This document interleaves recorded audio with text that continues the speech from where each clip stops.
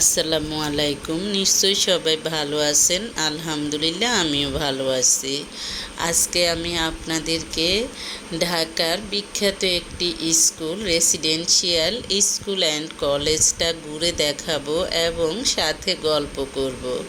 গল্পটা হলো অনেক ছোট বাচ্চাও কিন্তু ঘুমায় কম, তাদের ঘুমের সমস্যা হয়। আমি এবার শুনলাম একজনের কাছে ছোট বাচ্চাকে ঘুমের ওষুধ খাওয়াচ্ছে।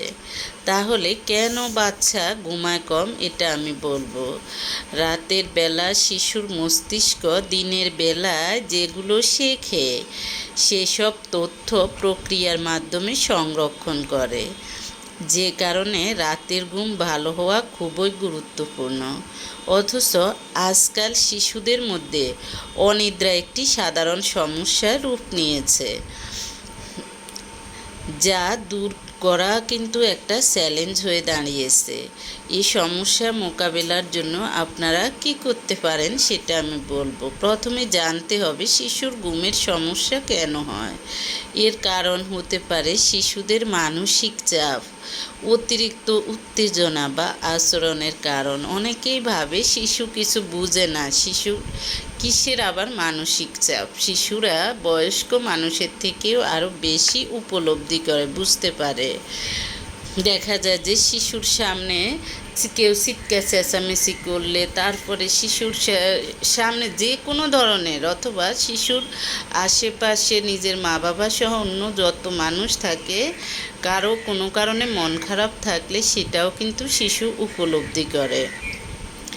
এছাড়া আরও অনেক কারণ থাকতে পারে। সেই কারণ অনুসন্ধান করে নিশ্চিত না হয়ে ডাক্তারের পরামর্শ ছাড়া কখনো শিশুদেরকে ঘুমের ওষুধ দিবেন না। এতে ঝুঁকি প্রচুর। যদি শিশুর অভ্যাসগত কারণে সৃষ্ট শিশুদের অনিদ্রা কাটিয়ে উঠতে চান, তাহলে আপনার চেষ্টা করতে হবে শিশুর মস্তিষ্ককে প্রশিক্ষণ দেওয়া এবং ঘুমের স্বাভাবিক অভ্যাস করার উপর আপনি দৃষ্টি নিবদ্ধ করতে হবে। এক্ষেত্রে অবশ্যই শুরুতে কারো শরণাপন্ন না হয়ে ঘরোয়া পদ্ধতি আপনাকে অনুসরণ করতে হবে। যেমন শিশুদের অনিদ্রার পরিণতি কিন্তু খুব খারাপ প্রভাব ফেলে। যদি শিশুটি ছোটবেলায় অনিদ্রায় ভোগে, তাহলে এর শারীরিক ও মানসিক পরিণতি আরও গুরুতর হতে থাকে। এছাড়াও যদি কেউ অল্প বয়সে অনিদ্রায় ভোগে, তাহলে বয়স বাড়লেও তার এই সমস্যা হওয়ার সম্ভাবনা বেশি থাকে। শিশু অভ্যাসগতভাবে ক্লান্ত বোধ করবে এবং স্কুলে ভালো ফলাফল করবে না। তারা খিটখিটে